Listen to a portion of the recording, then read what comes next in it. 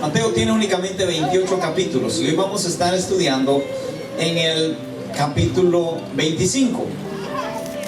Mateo capítulo 25. Me dice un amén cuando lo tenga, por favor. Amén. Aleluya.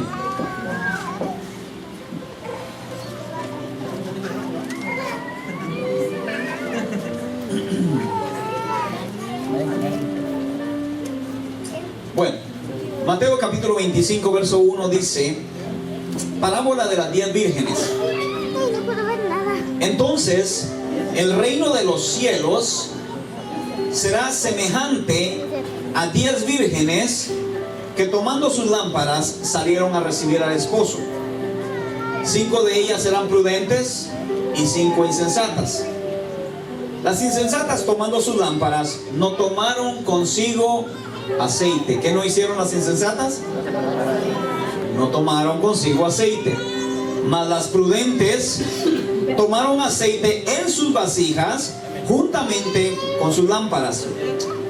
Y tardándose el esposo, cabecearon todas y se durmieron. Y a la medianoche se oyó un clamor: aquí viene el esposo, salid a recibirle. Entonces todas aquellas vírgenes se levantaron y arreglaron sus lámparas. Y las insensatas dijeron a las prudentes: dadnos de vuestro aceite, porque nuestras lámparas se apagan.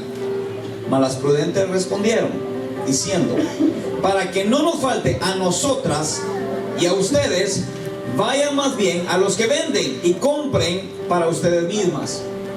Verso 10. Pero mientras ellas iban a comprar, vino el esposo, y las que estaban preparadas entraron con él a las bodas. ¿Y qué pasó después? Se cerró la puerta. Después vinieron también las otras vírgenes diciendo: Señor, Señor, ábrenos. Mas él respondiendo dijo: de cierto os digo que no os conozco. Velad pues, porque no sabéis el día ni la hora en que el Hijo del Hombre ha de venir. Oramos. Padre, gracias te damos en esta noche. Bendecimos tu nombre, Señor, por tu misericordia, por tu amor. Gracias por la oportunidad de permitirnos estar en tu casa, Señor. En esta noche queremos suplicarte que tu Espíritu Santo, Señor, hable a nuestras vidas. Que cada persona, Señor, que está en este lugar pueda ser tocada por tu palabra, mi Dios amado, y puedas traer el Espíritu Santo convencimiento, Señor, al corazón de cada uno. Yo sé que tú estás tocando a la puerta, Señor, estás llamando y sigues haciéndolo, Señor. Y como dice tu palabra, si alguno abre esa puerta y te deja entrar, Señor, tú entrarás, cenarás con él. En el nombre de Jesús. Amén y amén. Gloria a Dios. Un pasaje muy interesante del Evangelio del libro de Mateo, en el capítulo 25. Usted sabe de que Jesús siempre, por lo general, acostumbraba a utilizar parábolas, ¿verdad? ¿Qué era una parábola? Las parábolas eran algo que era imaginario, vamos a decir, ¿verdad? No era algo literal. Y entonces, cuando Jesús estaba enseñando, recuérdese que el evangelio que Jesús presentaba era conocido y es conocido como el evangelio del reino.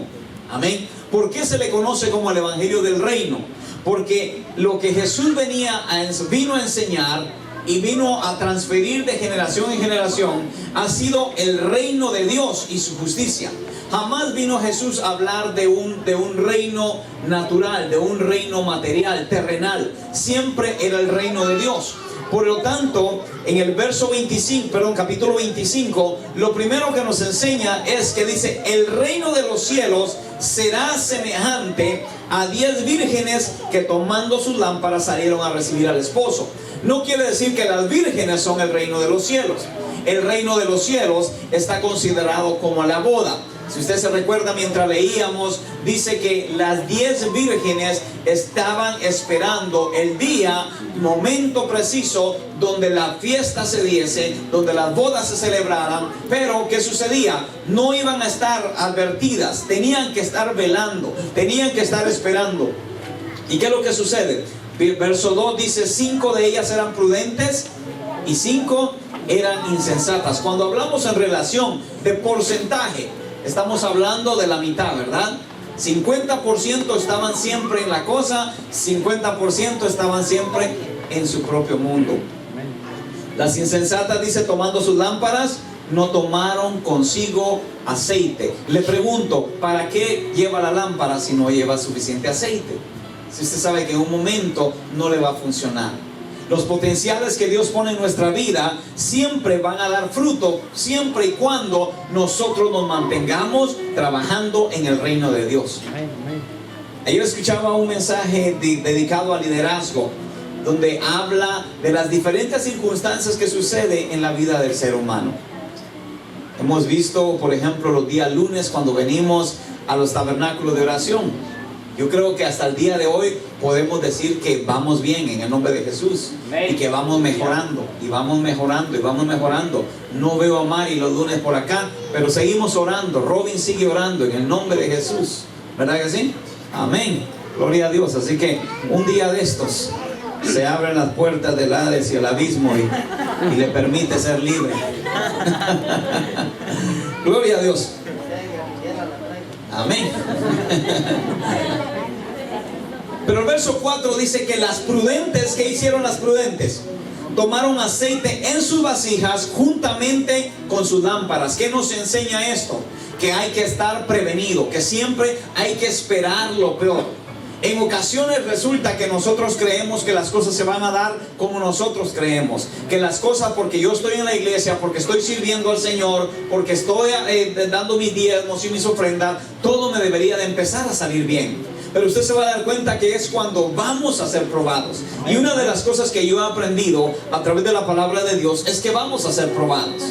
De que las cosas no van a ser color de rosa. En ningún momento la palabra de Dios nos dice que vamos a caminar sobre pétalos de rosas, sino todo lo contrario. Vamos a pasar tribulación, vamos a pasar vituperio, vamos a ser probados. Por lo tanto, debemos prepararnos con aceite. Debemos prepararnos para que en el momento del día malo nosotros podamos saber qué hacer.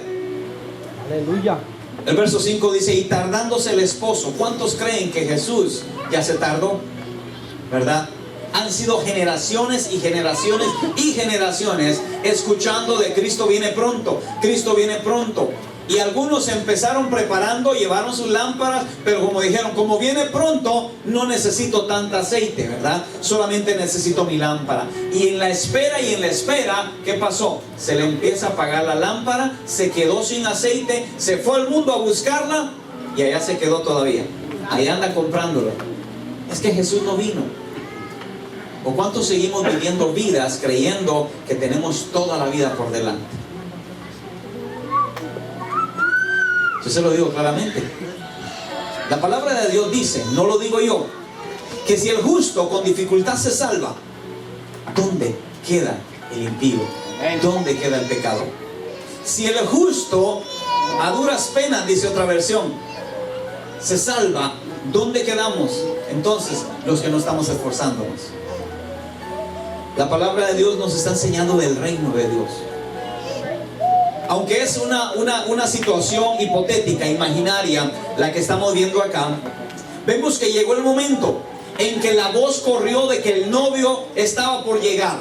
Era el momento donde las novias tenían que prepararse. Y ni lerdas ni perezosas fueron a ¿qué? A pedirle a las otras: denos para que no nos falte. Pero ve qué dijeron las sensatas: si les damos a ustedes, se nos va a acabar. No va a haber ni para ustedes ni para nosotros. Así que mejor vayan a la ciudad, compren su aceite y regresen. ¿Qué quiere decir?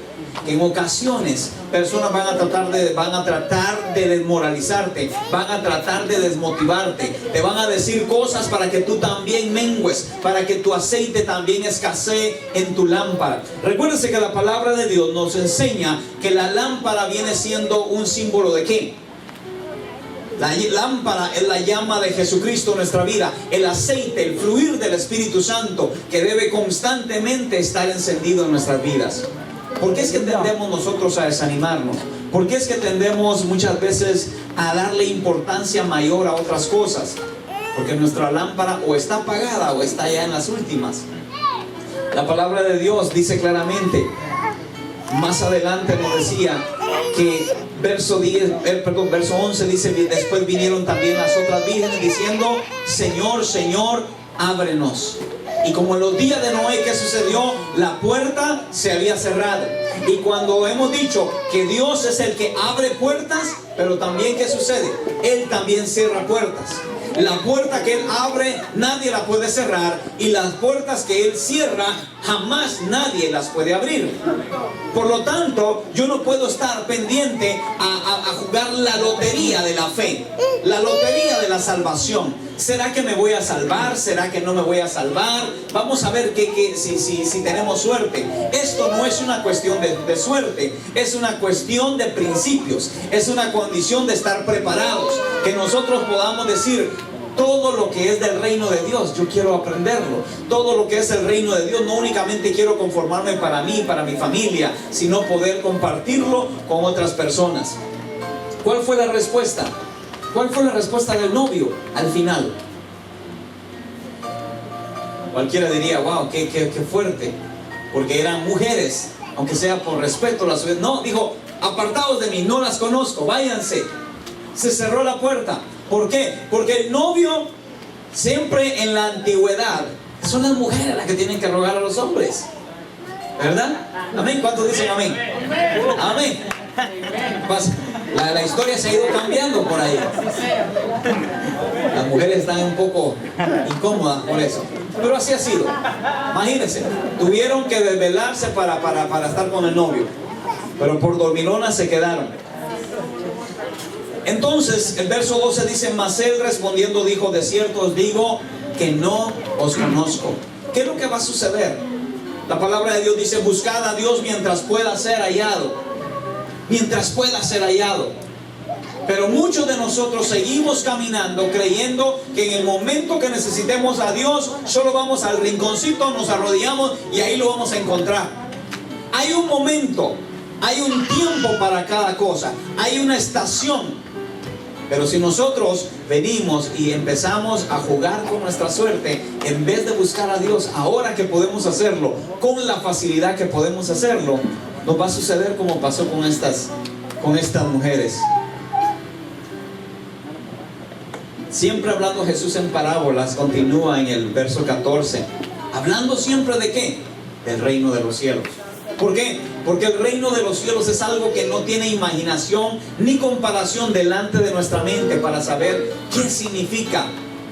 Y entonces dice el verso 14: porque el reino de los cielos es como un hombre que, yéndose lejos, llamó a sus siervos y les entregó sus bienes.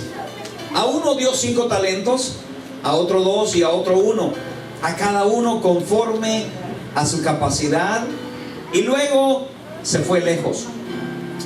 Y el que había recibido 5 talentos fue y negoció con ellos. ¿Y qué hizo? Ganó otros 5 talentos. Asimismo, el que había recibido 2 ganó también otros 2. Pero el que había recibido 1, y quiero hacer una pausa ahí, ¿por qué es que el Señor le había dado solamente 1? Si usted se recuerda, decía anteriormente, a uno le dio 5, a otro le dio 2 y a otro le dio 1, todo de acuerdo a su capacidad. Yo se lo he dicho anteriormente, Dios sabe dónde invertir. Dios sabe dónde invertir.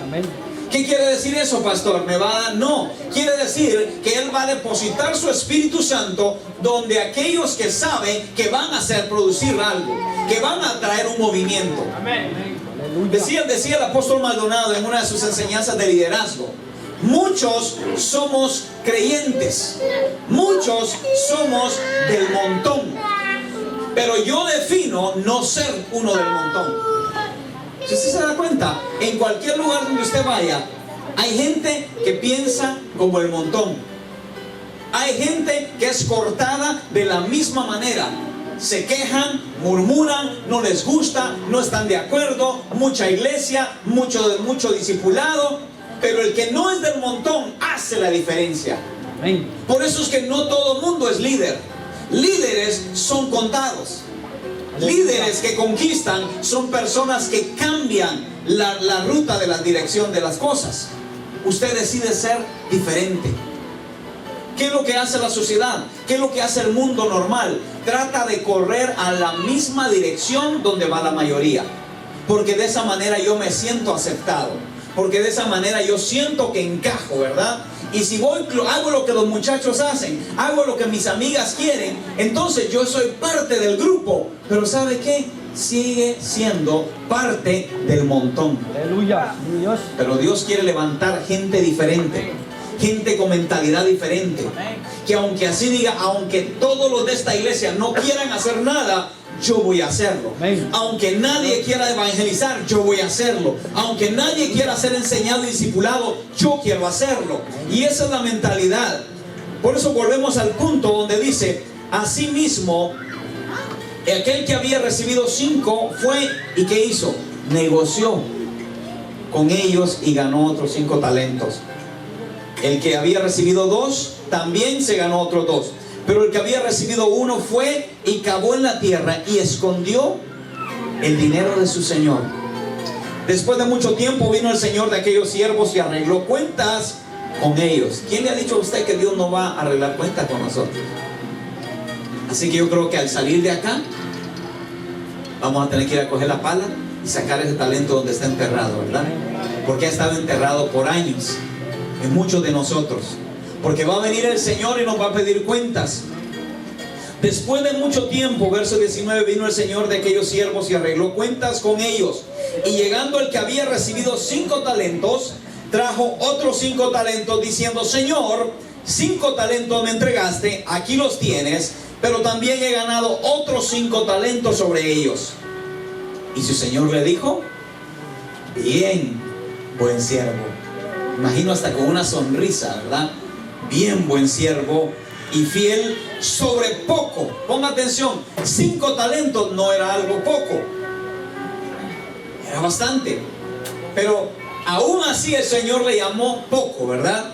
Y le dice: sobre poco has sido fiel, sobre mucho te pondré, entra en el gozo de tu Señor. Y vea que muchas veces utilizamos esta parte, este párrafo de este versículo, ¿verdad? Para decir: bueno, Dios, si yo soy fiel en lo poco, en lo mucho Él me va a poner. Voy a la iglesia nada más para Semana Santa y para Navidad y para Thanksgiving, pero en lo mucho Él me va a poner. No, es que no está hablando de eso, poco. Vea, en lo poco me fuiste fiel, le dijo ¿a quién? Aquel que tenía 5 talentos. Imagínense. ¿Dónde quedamos nosotros entonces? Verso 22. Llegando también el que había recibido 2 talentos, dijo: Señor, 2 talentos me entregaste, aquí tienes, he ganado otros 2 talentos sobre ellos. Y su Señor le dijo: bien, buen siervo y fiel, sobre poco has sido fiel, sobre mucho te pondré, entra en el gozo de tu Señor. Pero llegando también el que había recibido 1 talento, dijo: Señor, te conocía que eres hombre duro como el pastor, que ciegas donde no sembraste y recoges donde no esparciste.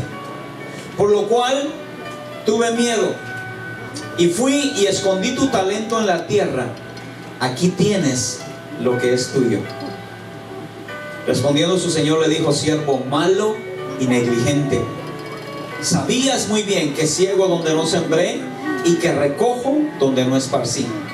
Por tanto debías haber dado mi dinero a los banqueros, y al venir yo hubiera recibido al menos lo que es mío con intereses. Dijo: quítenle pues el talento y déselo al que tiene no 5 sino 10. Imagínense, ahora tenía 11, uno de gratis, porque al que tiene le será dado y tendrá más, y al que no tiene, aún lo que tiene le será quitado.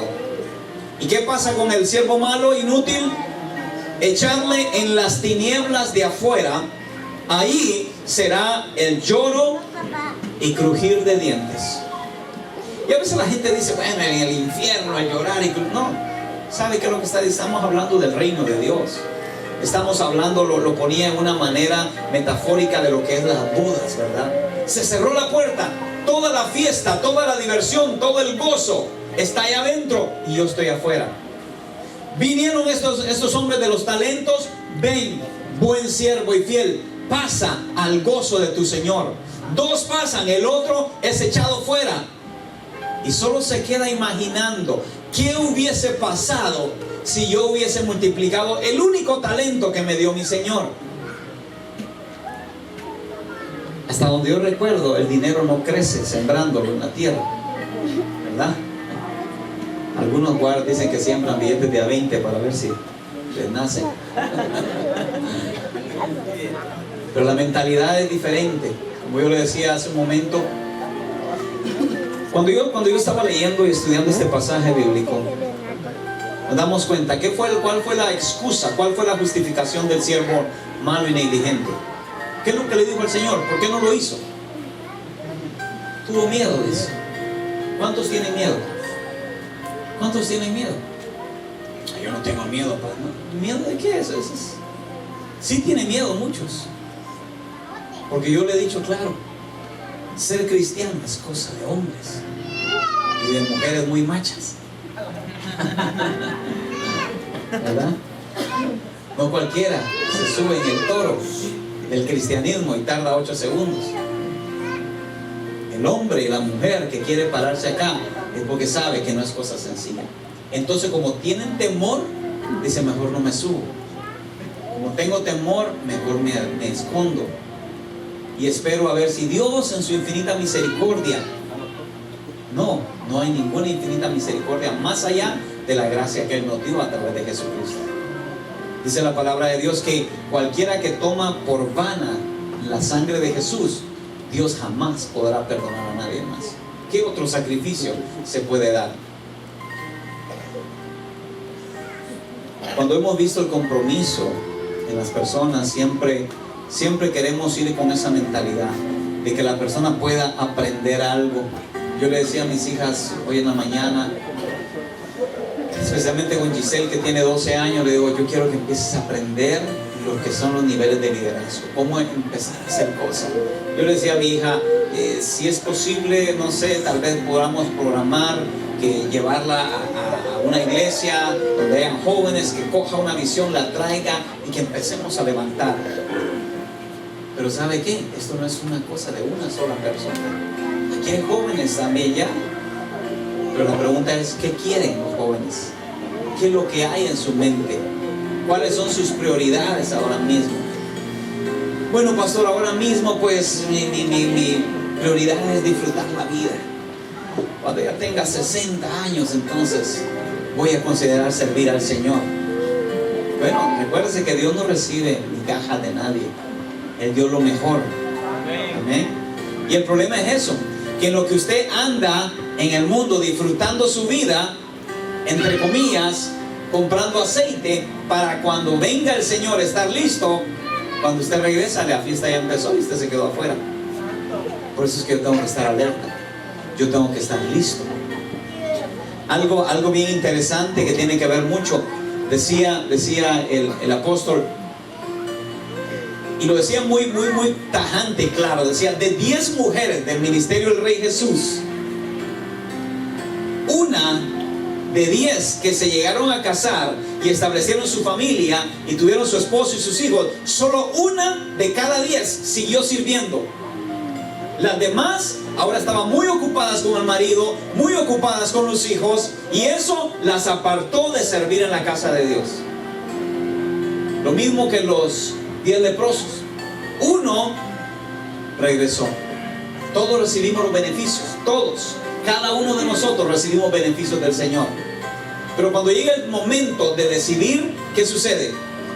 Muchas cosas vienen a la lista de prioridades de nuestra vida. Pero qué lindo cuando ya empezamos nosotros y entramos como en automático.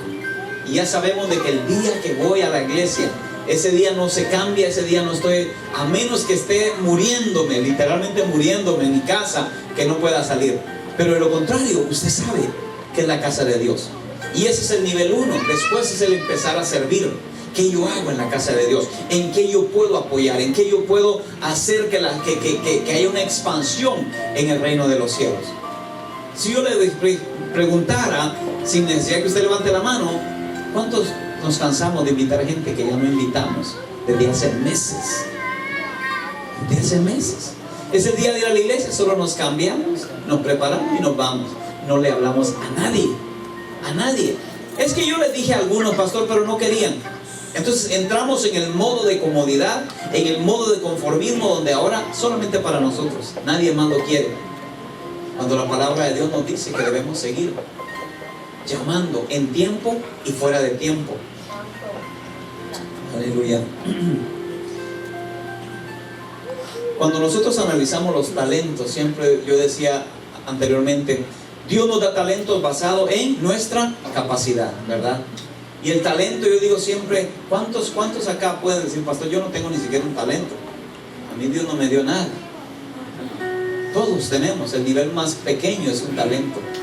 Siempre Dios ha puesto algo en nosotros. El problema es de que en ocasiones, aunque nosotros creemos que lo hemos multiplicado erróneamente. Personas que recibieron talentos se lo dedicaron al mundo. Personas que tienen muchas habilidades las utilizaron para darse gloria a ellos mismos, para robarle la gloria a su Señor. Y como le decía, mientras yo analizaba esto, a veces decimos, wow, el hombre de los 5 talentos y el de los 2 talentos eran hombres visionarios, eran hombres decididos. Por eso es que su Señor les confió darles más. ¿Por qué? Porque lo que hicieron fue que empezaron a negociar, dice el verso. Negociaron con ese dinero. Y toda aquella persona que sabe un poco de negocio se va a dar cuenta que el negocio es un gran riesgo. Amén. Como puede ganar, puede ser que pierda. Usted no sabe lo que va a pasar, pero aún así, en medio de la incertidumbre, toma la decisión de hacer las cosas. ¿Y qué sucedió? El de los 5 consiguió 5 más. El de los 2 consiguió 2 más. Pero el que tenía uno solo dijo, yo no tengo para dónde. Porque no es de que tengo 5 y si pierdo 1, pues por lo menos me quedaron 4. Dijo, si tengo uno solo y si lo pierdo, me quedo sin nada. Lo más seguro es mejor guardarlo. Y cuando venga mi Señor le voy a decir, no gané nada, pero tampoco lo perdí. Aquí está, esperando que su Señor le diera una buena aceptación. Pero fíjense que hay algo bien interesante que dice al final. Si en nuestra capacidad no teníamos la osadía, no teníamos la seguridad para invertir, para ir con todo, lo menos que pudiste haber hecho, le dijo el Señor, fue dar el dinero a los banqueros. Ahí jamás iba a perder.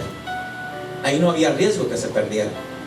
Y por lo menos iba a ganar intereses. Que no iba a ser lo mismo que negociarlo, pero por lo menos algo hubiera hecho. ¿Cuántos tenemos el dinero, el talento que Dios ha dado, por lo menos en el banco?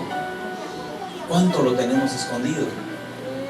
¿Cuántos sabemos, estamos esperando que venga el año 2080 para que venga un avivamiento y Dios nos toque? ¿Ah?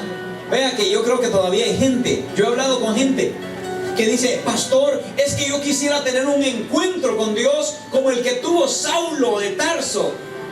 Yo quisiera ir una vez manejando o caminando y que una luz del cielo me cegue y caiga yo en el suelo y que cuando yo me levante, yo sea un hombre transformado. ¿Verdad que sí? Qué manera tan fácil. ¿Ah? La máquina del tiempo. Todo así fácil, ¿verdad? Sin esfuerzo. Pues yo le digo algo. Es cierto que el apóstol Pablo tuvo un encuentro de esa manera, pero lo que él tuvo que padecer, el precio que tuvo que pagar, créame que ninguno de nosotros quisiera estar en los zapatos de él para ser merecedor de ello.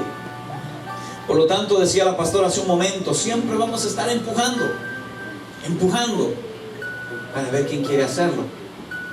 Y ese es el deseo de este ministerio, y principalmente el deseo de Dios, que nosotros queramos hacer algo. Yo siempre le he dicho, cuando yo he estudiado enseñanzas de liderazgo, de compromiso, una de las cosas es que alegra mi vida, porque yo digo, yo quiero hacerlo, no hay nada. ¿A cuánto nos gusta tomar retos? A mí me encanta tener retos en mi vida. Siempre me ha gustado tomar retos en mi vida. Porque cuando usted tiene eso es porque Dios ha puesto algo en su vida. Lo que pasa es que nadie puede ver una marca Pero Dios ha puesto sellos sobre la vida de cada uno. ¿Quién dice la palabra de Dios que decidió cuántos talentos darle a cada persona? El Señor. Y el Señor conocía a cada uno de ellos. Dijo, si le doy 5 talentos al que solamente pienso darle 1, la pérdida no va a ser 1 talento. Todos los talentos se van a ir. Entonces, ¿para qué voy a dejar algo para que esté ahí nomás? Y tal vez vamos a decir de que no se pierda directamente. Pero muchos de nosotros a veces decimos, Señor, yo quisiera tener tu Espíritu Santo y orar por los enfermos. Yo quisiera, Señor, que me dieras palabra de ciencia para hablarle a la gente, para que cuando yo me encuentre con alguien, y el Señor dice, me estás pidiendo 5 talentos y 1 no haces nada con eso. A nadie le hablas, a nadie invitas a la iglesia, a nadie has traído a la iglesia. Imagínense. Pero Señor, si me enviaras de evangelista, si pusieras de tu espíritu sobre mi vida, como hiciste con Moisés y Aarón. Queremos señales, queremos de todo. Pero todo empieza a decir, Señor, ¿sabes qué? Si tú crees que tengo capacidad para 1 nada más, está bien. Pero yo te voy a demostrar, Señor, que me voy a esforzar por darte otro talento. Por lo menos 1. Y después, porque vamos a decir que el que tenía 2 talentos en un momento solamente tenía 1. Y tuvo que pasar la prueba y demostrar que se le podía confiar algo más. Por eso que dice la palabra de Dios, al que es fiel en lo poco, en lo mucho nos pondrá. Pero ¿cuál es la palabra clave ahí? ¿Ser qué? Fiel. ¿Esa es la palabra?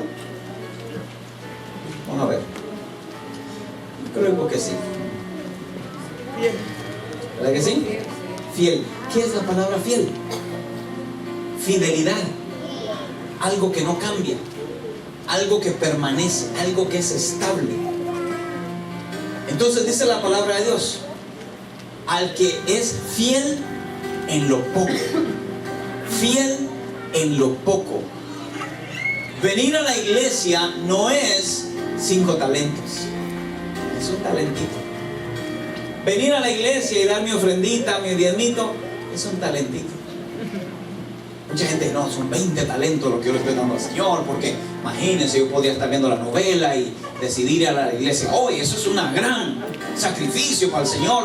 No, es algo poco. Pero es tiempo de empezar a ir a otro nivel. Es tiempo de empezar a ir a otro nivel. Decir, Señor, yo quiero ser un hombre, una mujer de multiplicación. Pero ¿cómo lo vamos a lograr? Únicamente anhelándolo, deseándolo, pensándolo. Yo he escuchado comentarios.